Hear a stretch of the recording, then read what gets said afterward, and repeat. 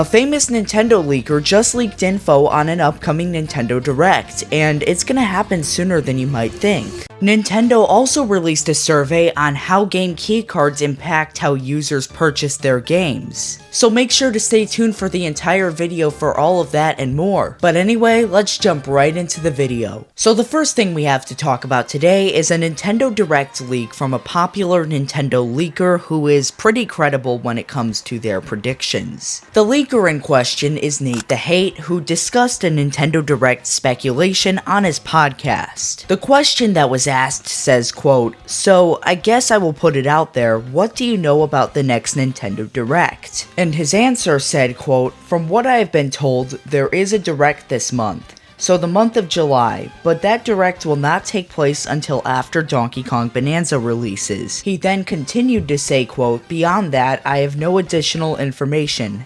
I do not have information as to the exact timing at this point. If I had to speculate, I would say probably the last week of July because Friday of that week is August 1st. Which is a Nintendo earnings report day. So I could see them having a Direct that week leading to that investors report. In my personal opinion, this leak makes sense. You have Donkey Kong Bonanza coming out this week, so obviously you don't want to take attention away from that release. You have the Mario Party Jamboree plus Jamboree TV coming out next week, so you don't really want to take anything away from that release. And then of course, August is a bit too late, just push all those announcements to September at that point because Nintendo usually has a September Direct. So that really only leaves the last week of July as a possibility for a Nintendo Direct to occur. And I think that makes a lot of sense. You have that Nintendo investors report that comes out, so a Nintendo Direct would be kind of nice to have right before that, so Nintendo could say, hey, we've got these new games coming out, and everybody wins. Shareholders are happy, fans are happy, Nintendo has some new marketing material. I think this July Direct makes a lot of sense. There's been kind of a drought of Nintendo Switch 2 announcements lately. I really feel like we need a holiday first-party title, because after Donkey Kong Bonanza, there's really not too much that's coming out that's not already coming out on Switch 1 as well.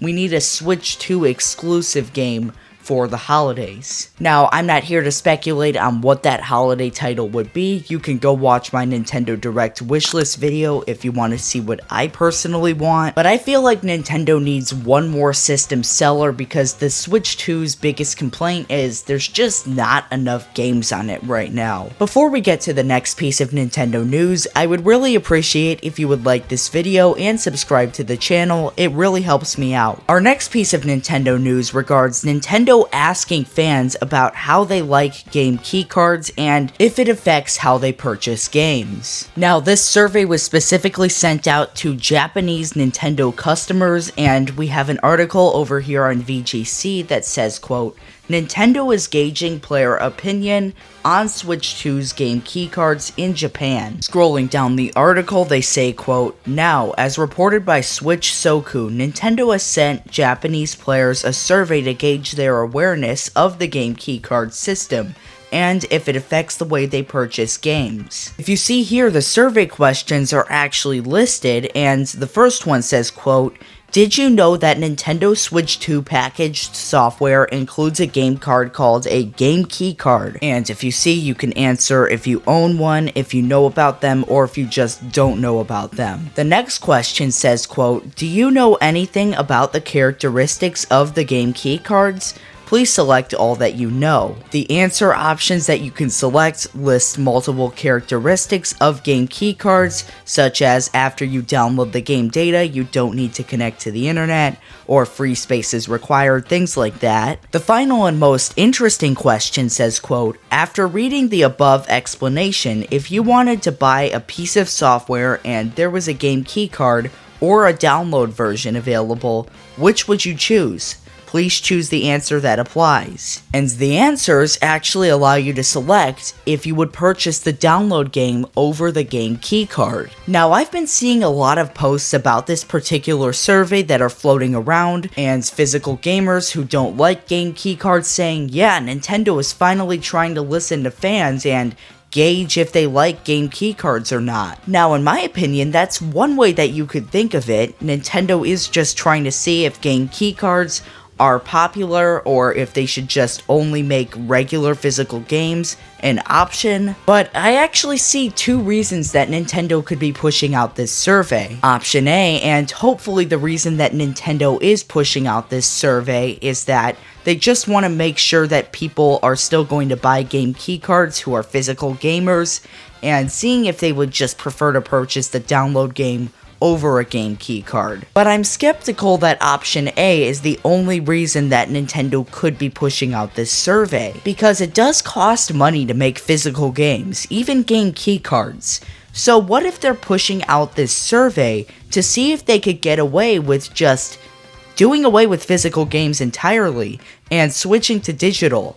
People are already mad about game keycards, so maybe Nintendo is trying to just do away with physical games while everybody is mad about game keycards. Now, I would say option A is more likely. Nintendo just wants to see if digital gaming and physical gaming just need to be entirely separate things, but the way I see it, there's always that possibility that Nintendo is just trying to do away with physical gaming as a whole, and the game keycards are just the first step of their plan. Now, that scenario is still highly unlikely, as a large portion of Nintendo's users prefer physical games. But still, that survey might not be as good of a thing as everybody is saying. Moving on, we have an article from Nintendo Life that states, quote, FBI shares official statement after seizure of major Switch ROM site. You may or may not have seen the video a while back where I mentioned that a site known as NSW2U was seized by the FBI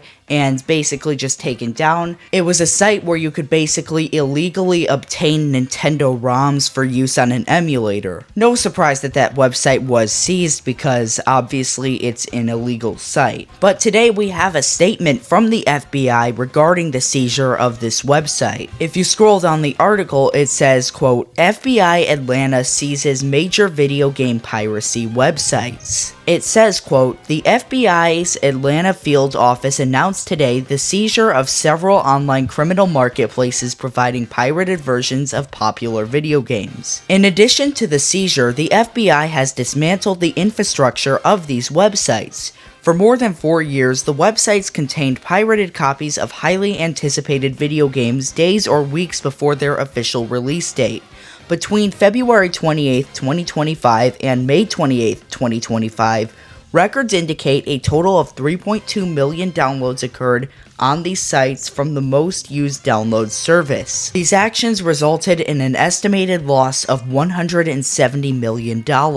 As a part of the actions announced today, the FBI has obtained authorization to seize the domain of multiple sites to include nsw2u.com, nswdl.com, game-2u.com, bigndgame.com, ps4pkg.com, ps4pkg.net, and mgnetu.com.